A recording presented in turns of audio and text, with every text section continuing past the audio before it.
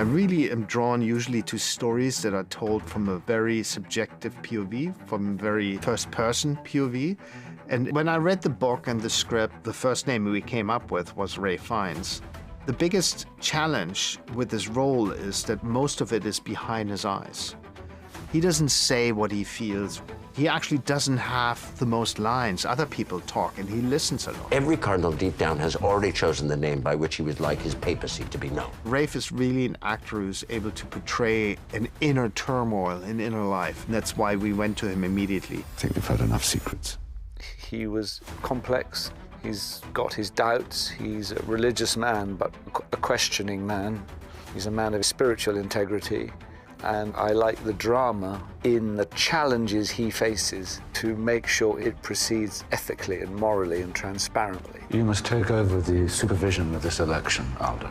In the book, of course, Lawrence is Lomeli. He's an Italian. Edward Berger's decision was, well, if you're English, let's make him English. My first thought was, how many Englishmen are cardinals in the Vatican? It turns out there is one. I met him. And so once I was kind of assured that it was rare but plausible that Lomeli could become Lawrence. Would you like me to hear your confession? We have an Englishman, Raih Fiennes, and an American actor, Stanley Tucci. They're the best of their craft. This is a conclave, Aldo. It's not a war. It is a war! I felt them really trying to have a little fencing game with each other, verbal fencing bouts. Told me you wanted to resign, and then you step out of the shadows like this. The character is very much on the page. Now, who knows? And then it's really a matter of how angry someone might get, how emotionally available he might make himself during a scene, or how removed he might be during a scene. And that happens on the day. You should be ashamed. Ashamed. Ashamed. We should all be ashamed. Stanley's one of those actors where you watch him on set and it all feels very light. He might say the line, and you won't see anything when you look him in the eye on set. But then on film, it's all there.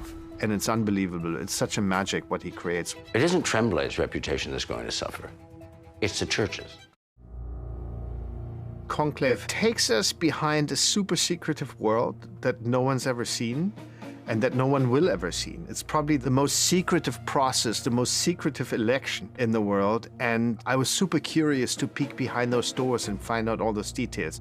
Forgive me, but let me speak from the heart for a moment. Certainty is the great enemy of unity. It's about faith, but the nuts and bolts function like a political thriller. They say eavesdroppers can use lasers to read the vibrations on the glass. Really? Well, let's hope none of our brothers suffer from claustrophobia. And who knows how long we're going to be in here. I think it has a real dramatic tension. Pass the chalice.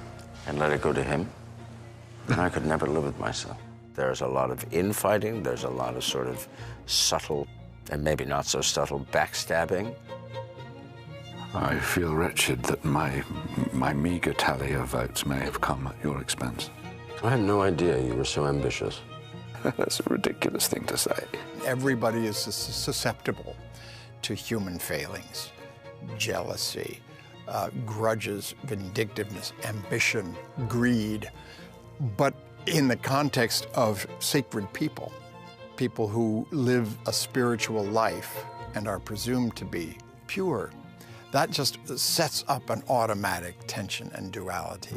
The throne of the Holy See is vacant.